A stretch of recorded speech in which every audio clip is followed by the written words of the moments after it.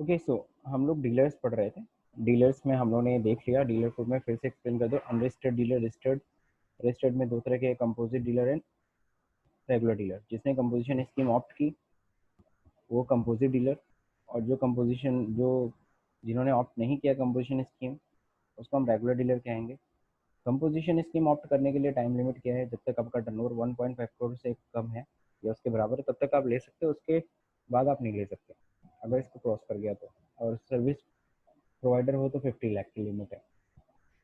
मैंने एक एग्जांपल दिया था। सबसे पहला एग्जांपल क्या था कि अगर आपका टर्नओवर अगर 25 लाख है, तो बहुत सारे लोग को हो सकता है ना समझ में आए, तो मैं एक बार क्लियर कर दे रहा हूँ। अगर 25 लाख का टर्नओवर है, आपके पास कितने ऑप्शन है? You have 3 options. 3 ऑप्शंस कहने का मतलब है मैं रजिस्ट्रेशन ना लूँ क्योंकि मेरा 40 लाख से नीचे का एग्रीगेट टर्नओवर है। दूसरा नंबर, मैं अपनी इच्छा से, मेरे को रजिस्ट्रेशन लेना है, मुझे बहुत सारे ऐसे काम होते हैं या बहुत सारा ऐसा कुछ छोटे मोटे ठेके होते हैं जिनको लेने के लिए सामने वाला मेरे से जीएसटी नंबर मांग रहा है, तो मेरे को रजिस्ट्रेशन लेना पड़ गया। अब मैं रजिस्ट्रेशन लिया, अब मेरे पास 2 ऑप्शन है, मैं चाहे तो कंपोजिट डीलर ले लूँ चाहे रेगुलर डीलर लूँ। तो यानी कि कह सकते हो मेरे पास 3 ऑप्शन है, ठीक है, अनरजिस्टर्ड, कंपोजिट और regular.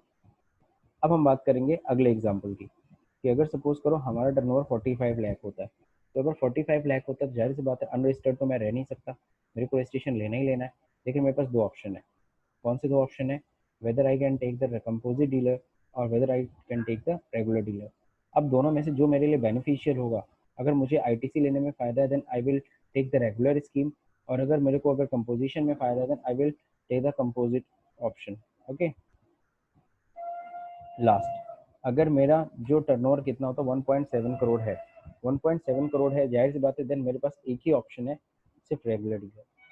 I can not opt these two, ये दोनों ऑप्शंस मेरे लिए नहीं है, ठीक है। तो मेरे ख्याल से मैं जो आपको समझाना चाह रहा था डीलर कितने तरह के होते हैं ये आपको समझ में आ गया हो। 2 ही तरह के होते हैं, एक अनरजिस्टर्ड और एक रजिस्टर्ड। अब रजिस्टर्ड की बात करेंगे तो रजिस्टर्ड डीलर में 2 तरह के होते हैं, कंपोजिट डीलर होता है और एक रेगुलर डीलर होता है। बाकी कंपोजिशन स्कीम आप पढ़ ही रहे हो, कंपोजिशन स्कीम आपको पता चल चुका है कि क्या होता है कंपोजिशन स्कीम। वापस आते हैं बुक पे। तो अब अगर हम लोग बात करें, सबसे पहले यहाँ पे देखो दे रखा है इन कंपोजिशन स्कीम, यहाँ पे एक्सप्लेन किया हुआ है। In composition scheme the supplier is enable to collect tax from the consumer. जो कंपोजिशन स्कीम होती है, supplier is enable to collect tax from the consumer. Supplier क्या अनेबल है, ठीक है ना, वो सामने वाले से टैक्स कलेक्ट नहीं कर सकता अगर आप कंपोजिट डीलर हो। जैसे एक एग्जांपल समझिए, mister A sell goods to mister B ₹10,000। Mister A ने मिस्टर बी को गुड्स बेचा कितने का? 10,000 का। On which mister B paid taxes, assume 18% taxes है। Mister B who is under the composition levy, mister B क्या है? कंपोजिशन लेवी है।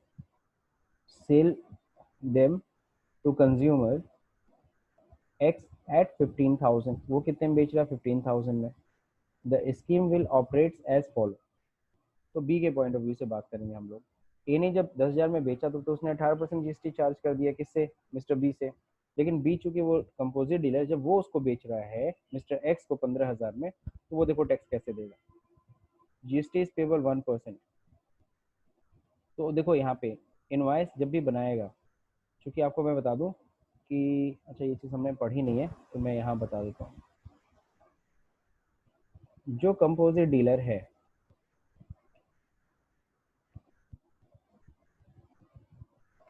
कंपोजिट डीलर, कंपोजिट डीलर क्या करता है? इशू करता है क्या?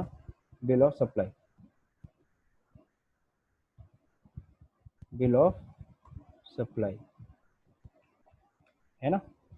और जो रेगुलर डीलर है,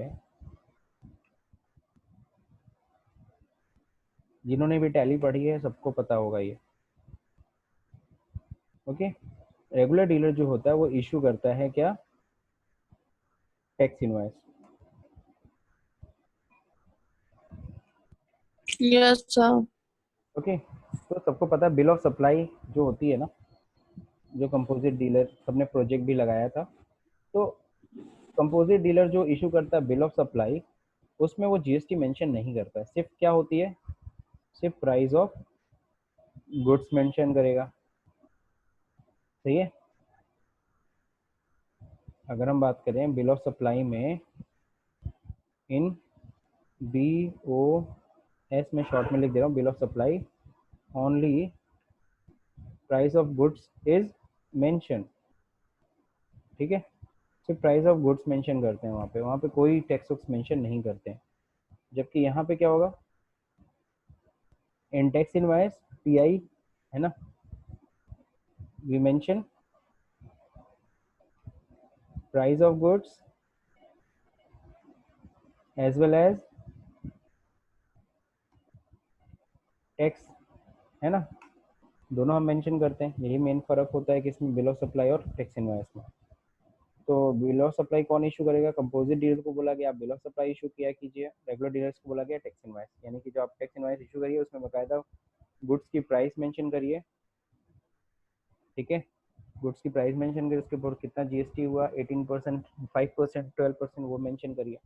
लेकिन बिल ऑफ सप्लाई में हमने अगर कोई सामान 15,000 में बेचा तो 15,000 बस मेंशन कर देंगे, दैट्स इट। उसमें कोई जीएसटी, कोई टैक्स कैलकुलेशन नहीं करना है, कोई एचएसएन कोड, कोई ये सब मेंशन करने की जरूरत है ही नहीं। ठीक है, तो मेरे ख्याल से ये सबको समझ में आ रहा होगा। तो वही चीज़ है। अब देखो इन्होंने क्या किया, मिस्टर बी जो कि कंपोजिट डीलर थे, उन्होंने 15,000 में एक्स को सामान बेचा, बेच तो दिया 15,000 में। अब जीएसटी कैसे देंगे ये, GST payable eight the rate 1%, 15,000। 15,000 का 1% कितना होता है, 15,000 का 100, 150 होता है। आपको पता है इन्हें कोई आईटीसी नहीं मिलेगा, नॉट एलिजिबल। तो GST to be paid to the government on this transaction is 150 rupees. तो 150 रुपये इस ट्रांजेक्शन पे टैक्स देना पड़ेगा किसको, गवर्नमेंट को। अब आप सभी को पता है जो जीएसटी जो कंपोजिट डीलर जो देता है वो क्वार्टरली देता है, क्वार्टरली रिटर्न भी फाइल करेगा, क्वार्टरली पेमेंट भी करेगा। तो 3 महीने पे वो टैक्सेस देगा। ऐसा नहीं है कि सिर्फ और सिर्फ हर एक ट्रांजेक्शन पे उसको टैक्स देना है, तीनों महीने में देख लेना कितना है फाइनली, है ना, और उस पर वो टैक्स दे सकता है गवर्नमेंट को। अब बात करेंगे क्या, अगला एक और example. Mister A, a manufacturer is having a turnover of 40 lakh in the financial year 2016-17. He can avail the benefit of composition levy scheme under the GST in the year 2017-18. How much is the tax is required to be paid if aggregate turnover, ये 17-18 को हम लोग change कर लेते हैं, ठीक है, 19-20 कर लेते हैं, ओके।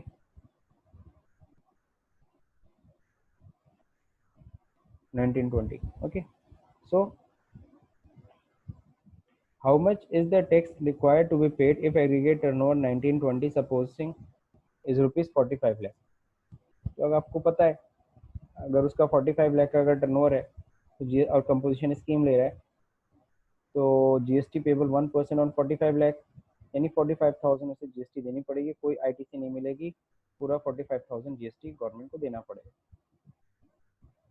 तो इनका जो टर्नओवर था वो कितना था, 45 लाख। 16-17 दिया हुआ है फाइनेंशियल ईयर,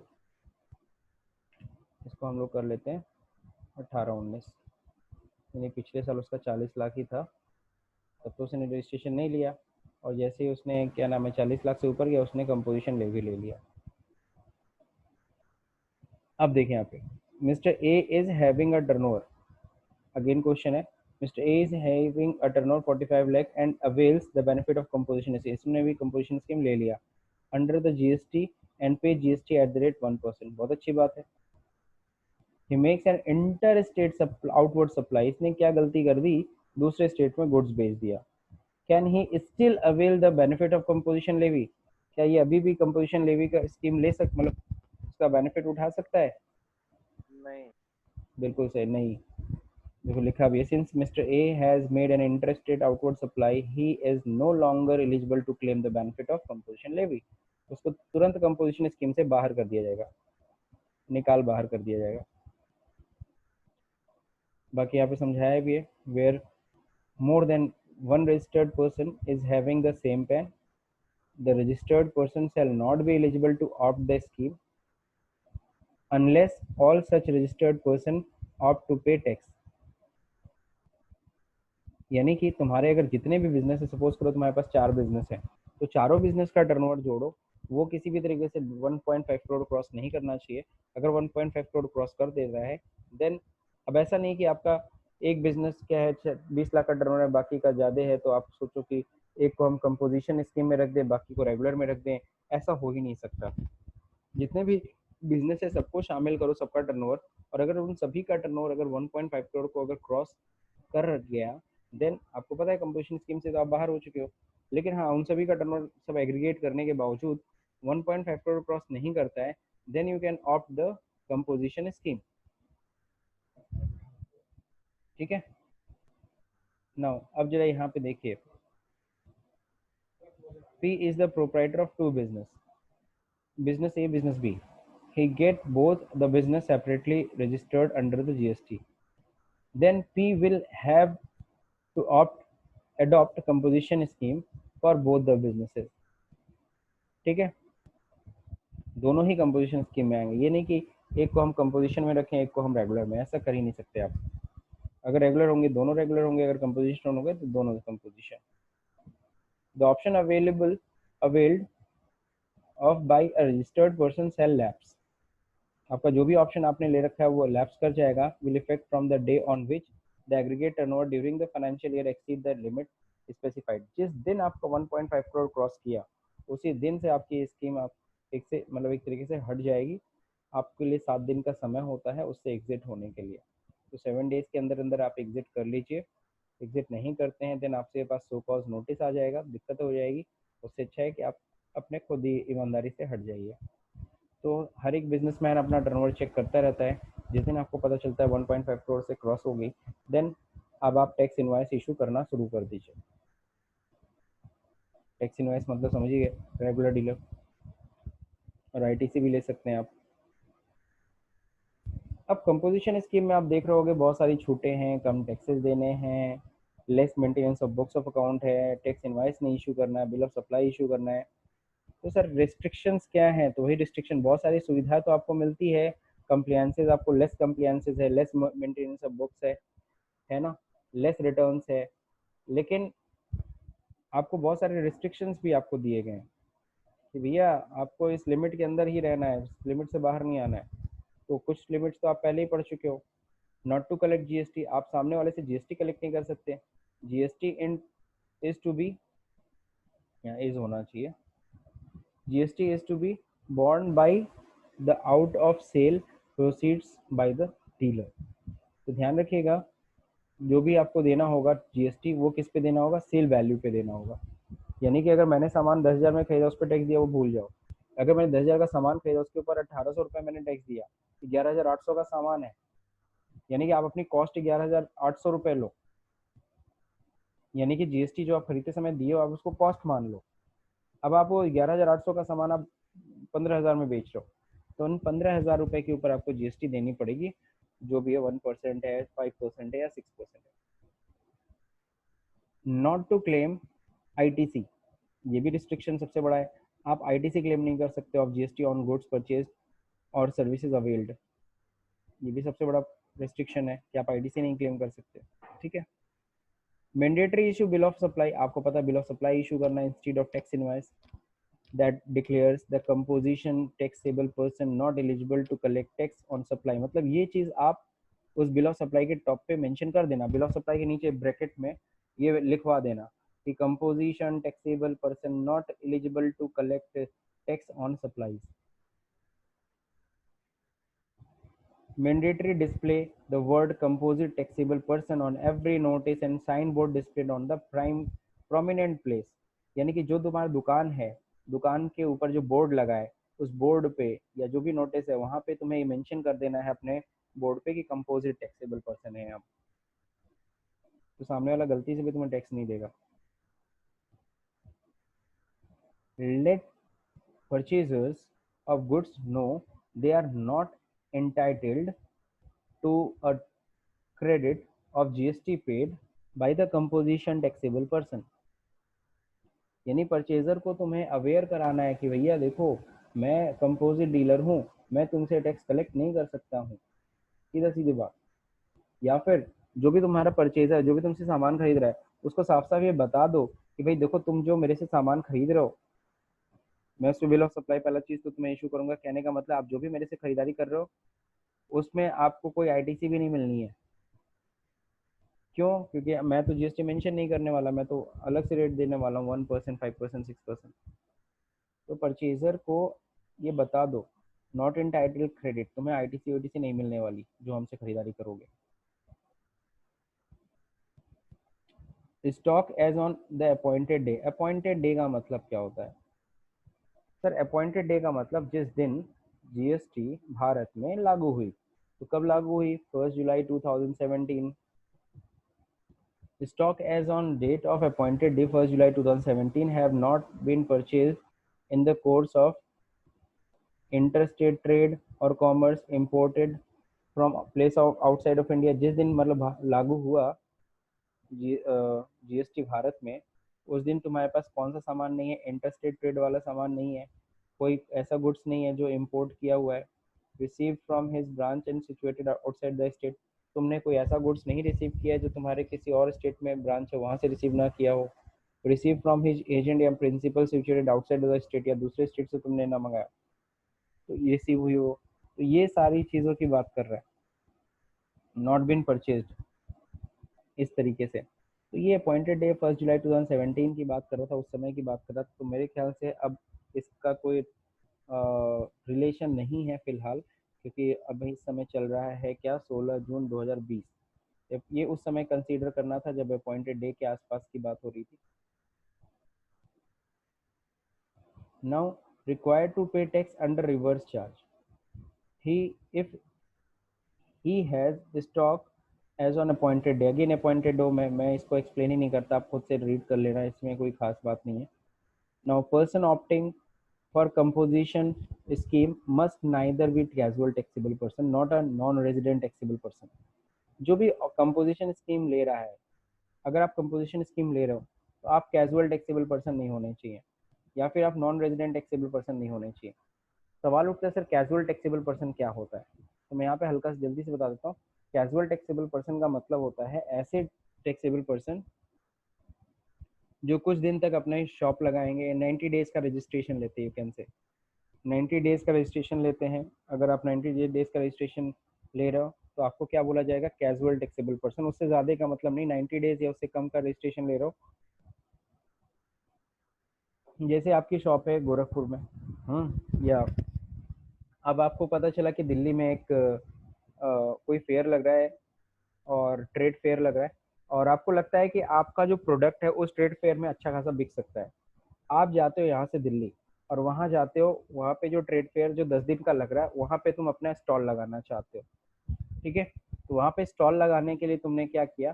तुम जब दिल्ली में जाओगे वहाँ पे अपना स्टॉल लगाने जाओगे तो स्टॉल की जो पहले ही रिक्वायरमेंट होगी कि भाई रजिस्ट्रेशन नंबर चाहिए। और आपको पता है यूपी स्टेट में आपका रजिस्ट्रेशन है, आपको क्या करना पड़ेगा? दिल्ली में वहाँ पे जीएसटी रजिस्ट्रेशन लेना होगा। और जाहिर सी बात आपको वहाँ पे परमानेंट दुकान तो है नहीं, तो वहाँ पे तुम as a casual taxable person registration लोगे फॉर 10 डेज या 15 दिन या 20 दिन, जितने दिन भी ट्रेड फेयर चलेगा तुम ले सकते हो। Maximum 90 days, not more than that, उससे ज़्यादा नहीं। तो तुमको क्या करना पड़ेगा? As a casual taxable person तुम वहाँ पे रजिस्ट्रेशन ले लोगे और वहाँ अपनी स्टॉल लगा सकते हो। लेकिन जब कैजुअल टैक्सेबल पर्सन की तरह रजिस्ट्रेशन लोगे तो ध्यान रखो तुम्हें कंपोजिशन स्कीम नहीं मिल सकती। अगर आप कंपोजिशन स्कीम ले, person opting for composition scheme must neither be a casual taxable person, आप कैजुअल टैक्सेबल पर्सन नहीं होने चाहिए। और एक और चीज, not a non resident taxable person. जो नॉन रेजिडेंशियल टैक्सेबल पर्सन होते हैं, तो नॉन रेजिडेंशियल टैक्सेबल पर्सन, जिस तरीके से हम दूसरे स्टेट में जा रहे हैं, हो सकता है कोई बाहर की कंट्री का बंदा भारत में आ रहा हो, जैसे अमेरिका की कंपनी है, वो आके वो दिल्ली के ट्रेड फेयर में अपना शॉप लगाना चाह रही है, स्टॉल लगाना चाह रही है 15 दिन के लिए। तो वो भी इसी तरह से आते हैं 15 दिन 20 दिन के लिए, उन्हें भी रजिस्ट्रेशन लेना पड़ेगा, लेकिन उन्हें क्या बोला जाएगा? Non resident taxable person. तो ना तो कैजुअल टैक्सेबल पर्सन को, ना तो नॉन रेजिडेंट टैक्सेबल पर्सन को कंपोजिशन स्कीम मिल सकती है, इन दोनों को ही नहीं मिलेगी। मेरे ख्याल से यहाँ तक सबको समझ में आ गया। रिस्ट्रिक्शन एंड कंपोजिशन स्कीम आप लोगों को सबको समझ में आ गया होगा।